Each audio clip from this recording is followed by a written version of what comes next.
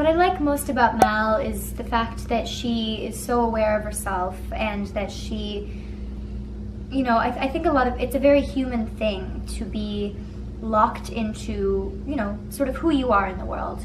I think a lot of people sort of develop identities about themselves, and they say, you know, I am Mal, I like the color purple, I'm evil, I want to do bad, and no one's going to change that about me. And I think a lot of people sort of don't live their lives, and they just sort of step back and become this character version of themselves because it's easier. And I think my favorite thing about Mal is just the fact that she's intelligent enough and aware enough and humble enough to know that she can continue to change and better herself, and that she keeps trying, and she keeps learning and staying quick on her toes. I would say I like the most about my character would probably be the wardrobe. Is really cool. I don't know if you saw it or not, but it's like this crazy like 70s punk rock is how Kenny kind of described it. And Carlos only wears shorts for whatever reason. He's a good thing there's no winter in Oregon, because he always wears shorts for some reason. Oh, there's so much. First of all, I love her fashion. I love that she's such a fashionista, that she designs clothes for herself and for all the kids.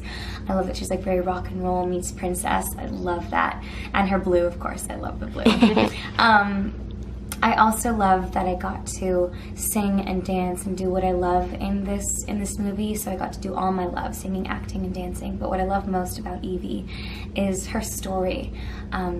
Evie, being her mother's daughter, the evil queen's daughter, she was raised to believe that her one goal in life should be to find a Prince Charming that will give her her happily ever after.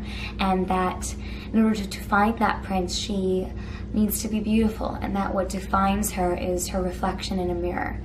So Evie in the beginning, she really respects and I think kind of fears her mom, so that's all she really knows. She doesn't know anything better, but when she gets to Oregon, she steps aside from her mother's shadow for the first time, and she realizes that her mom wasn't right. That what defines her is not her reflection in a mirror, it's who she is inside as a person, and that she is strong, and that she's intelligent, that she's a fashionista, and that she is Evie, and that that's more than enough. What I like most about Jay would definitely be how full in he is. He's all in. He's all in all the time. Like, if he's gonna do a sport, he's like 100%.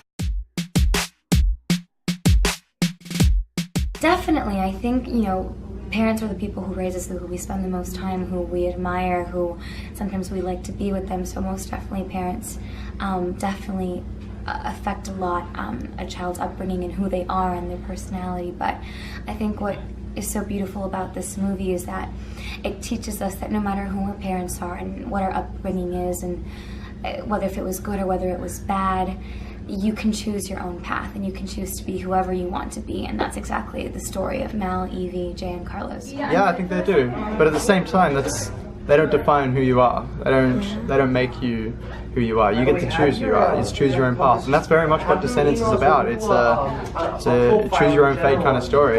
But you know, you say Ben, he has these good parents, but he gives the villains a shot. Why does he do that?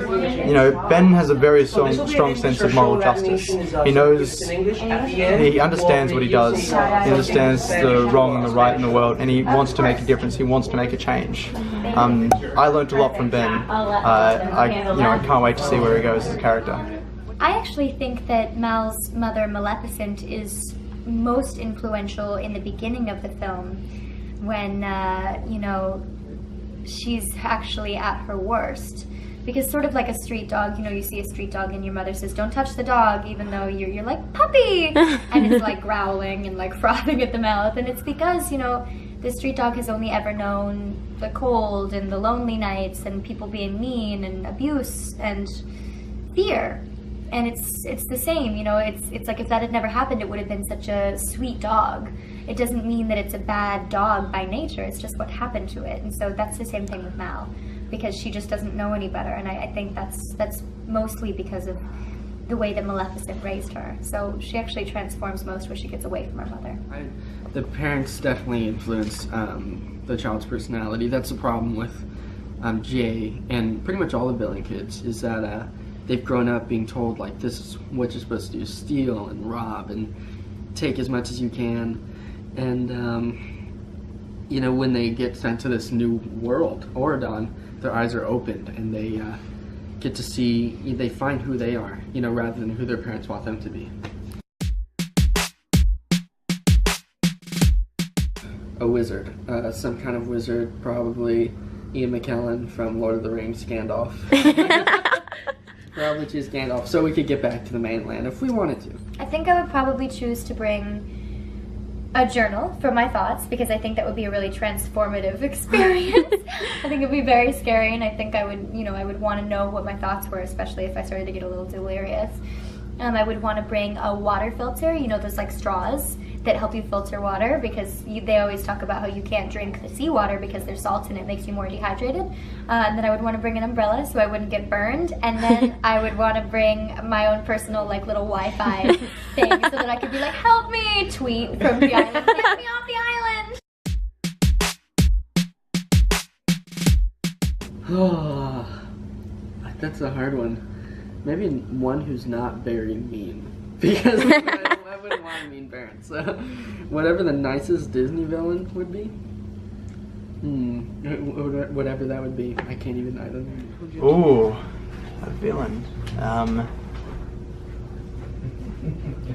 Let's do someone cool. How about someone? Let's think of someone cool. I don't know, like The first thing I did, I was you know, went into ballet and then jazz and pop and then do everything. You know what? Hold on. No, I got one for this. Let me think about this one. I've got this. So many.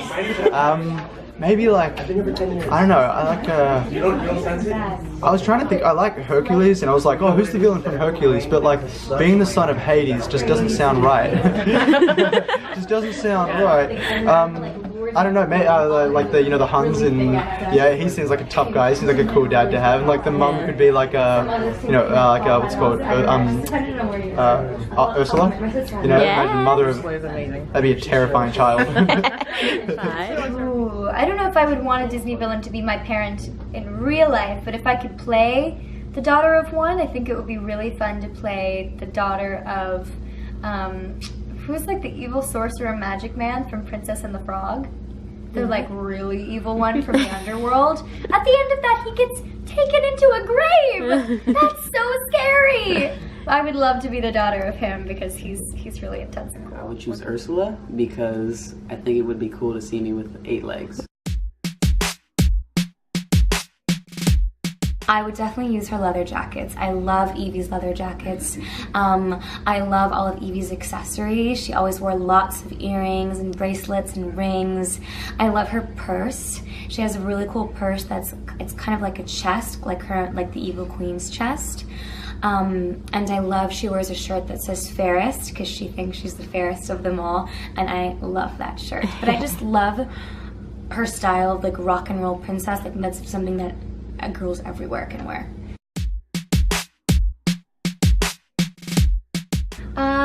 Yeah, actually there's a new app called Periscope. Yes, Yeah, we love it. I'm addicted to it. I love Periscope. I just got it and I've been trying to Periscope as much as I possibly can. For anybody who doesn't know what Periscope is, it's like a live tweet. It's like a live feed app. Yes. So like you videotape yourself and you can see little questions pop up live, and it's a live feed. So it's really cool. I'm really into it. It's sort of like I think it's a Twitter app.